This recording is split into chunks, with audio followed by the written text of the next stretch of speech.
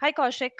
Happy to have you in this conversation. Pleasure. Thinking about retail and CPG GCCs and AI in that context, let me start with uh, an uncomfortable question, right? AI and retail GCCs, right? And and it's there on every summit agenda, every vendor pitch. Is it real, or are we just really good at making PowerPoints look futuristic and put AI to sell our fountain pens better? Thanks, Nithya. Pleasure to be here. Honestly, I think it's both. I've spent years inside retail GCCs, Target, Giant Eagle, very recently, JCP in India. So I would believe that the hype is real. The pressure or the directive from the global leadership to do something with AI is absolutely real. But so is the value when you do it right, right? Mhm. The problem is Yep. the gap between those two things is enormous, and most GCCs are failing into that gap right now. And yeah, obviously, right, a common observation, this gap has a name, right? It's some people call it as POC purgatory, some people call it as POC graveyard. So you build a proof of concept and it gets a standing ovation from, say, your steering committee or executive leadership, and then nothing moves to production, right? And the business eventually gets exhausted and they move back to their Excel sheets. Does it sound familiar? Painfully familiar, and what's worse is the GCC celebrates the POC as a win. We're measuring the wrong things, honestly. Yeah, yeah, true. And there's a significant amount of hype that gets associated with AI in this context. And let me touch upon one of it, right?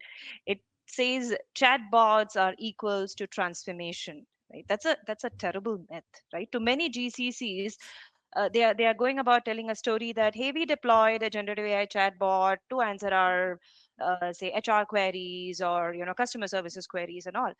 But end of the day, not leveraging technology is not a good idea. So this is table stakes. Is it really transformation? I don't think so. Agree. I couldn't agree more with you. Absolutely yes. And the second, if I can add to it, is the myth around data readiness. The classic response to any AI initiative, we'll do it once our data is clean, or a sponsor saying that, hey, I love doing that, but I would wait for the data to be ready and prepared. Honestly, the data will never be perfectly clean. Amazon did not wait for a perfect data lake before Yeah, building its recommendation engine. yeah. I mean, Hmm. waiting for a clean data before you start AI is like, I want to get fit before I hit the gym. Oh, that's such a nice analogy, right? Yeah.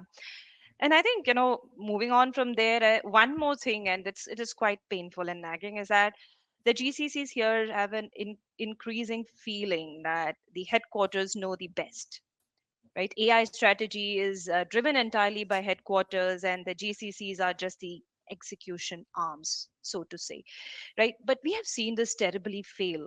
If you do not leverage GCCs for what they do the best, right? They understand the data best. They understand the business workflows and the customer context, right? Which I think is world class. So I think assuming headquarters know the best and the GCCs are just executing, I think it's a wrong idea. No, I think I agree with you. It kind of frustrates me where, I mean, probably this is because of the proximity to the business. But we got to realize that the GCC itself is sitting on a gold mine. Analysts who Yeah. understand supply chain data at a granular level, engineers who can build, and they're in the same building, same floor, probably, feeding off the same contextual engine. But they are being used as more order takers and not co-creators. And I think that's a more organizational, more strategic leadership challenge and not typically a technology problem. Yeah, yeah. And I think we can't be blaming technology for everything, right? Which is more of a organizational and a people problem. And we see GCCs today are like still operating in, those archaic assumptions, right? Of course, not in terms of technology, but in terms of operating model. And I think one of them is that, they treat IT as a pure cost center, right? So every AI investment is measured by headcount reduction, right? How much cost out. The moment you're measuring AI by that yardstick, which is money saved, etc., as compared to capabilities created, impact on revenue, what is the innovation that we are bringing. You have lost the plot. And honestly, since I've observed retail and CPG GCCs from close, the biggest returns in AI come from incrementality in the revenue that AI can bring in terms of better personalization, smarter markdowns, and faster time to shelf. Cost is a lagging benefit, but it can never be the leading metric.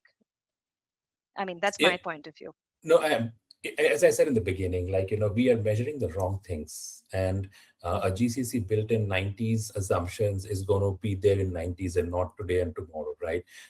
Then another thing I would add is, no data governance, shadow IT everywhere. There are three system of records for the same product catalog. In one of the earlier stages, we had about 17 different definitions of who's an active customer.